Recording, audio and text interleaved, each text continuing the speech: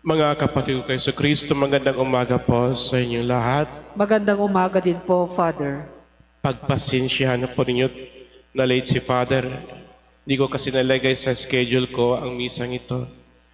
Kaya buti na lang, nandito na ako sa Lilac, papuntang Vianney, nang tumawag si Brother Sherwin sa akin.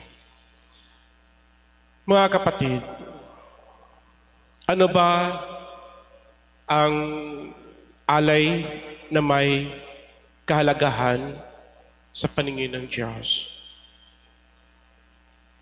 Alam naman natin na sa bawat alay na ating ibibigay at igagawad sa Diyos, ay isang pag-aalay na siyang dapat may sakripisyo. Alay o sakripisyo ay isa lamang sa mga mata ng Diyos. Kaya nga po, kung sasabihin natin ang alay isang sakripisyo, dapat ito ay dudugo, may sakit. Ito ay hindi isang pag-aalay na kung saan parang wala tayong nararamdaman na sakit sa ating kalooban. Kaya nga po mga kapatid, ang totoong pag-aalay o ang totoong pagsasakripisyo ay dapat makapagbibigay ng sakit sa ating puso, sa ating kalooban, at ibinibigay natin ito at inilalahad natin ito na may pagmamahal. Sabi nga nila, ang tunay na pagmamahal ay yung pagmamahal na may sakripisyo.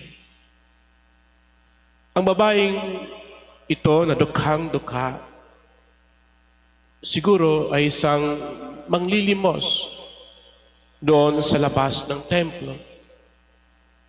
Buti na lang kung may magbigay na isang sentimo para isa kabubuhay niya, at sigurado ako, dahil sa ito ay isang babaeng balo, ay may anak.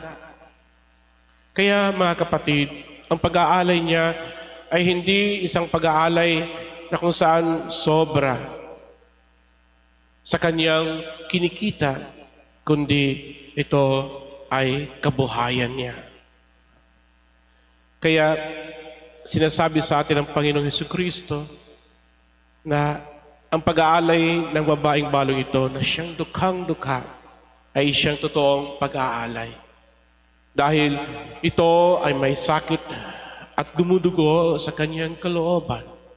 Ito ay nagiging sakripisyong perpekto sa paningin ng Diyos. Dahil ito ay isang pag-aalay na may pananalig at pagtitiwala.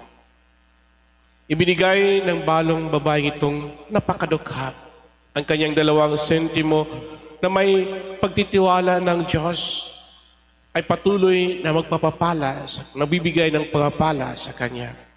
Kahit ano pa ang mangyayari, ang Diyos ay hindi siya pababayaan. Kaya mga kapatid, itinuturo sa atin, lalong-lalo na kahapon, na kung saan ating ipinagnilayan kung paano natin makuha ang kalooban ng Diyos upang makapasok tayo sa kanyang kaharian sa pagdating ng wakas ng panahon. Ang pagbibigay na may paglalahad ng ating sariling kalooban. May bukas palad na may sakit at may pagpapahalaga. Hindi yung pagbigay mo, wala lang. Wala kang nararamdaman. Kaya sana lahat tayo ay makitaan ng Diyos ng ating pananalig at pagtitiwala sa kanyang maprobidensyang pagmamahal para sa ating lahat. Upang sa pagdating ng paghukom, masasabi natin, Panginoon, naibigay ko ang lahat ng sa akin para sa ikabubuti, hindi lamang ng aking sariling buhay espiritual, kundi pati na sa buhay, material, at espiritual ng aking mga kapatid. Amen.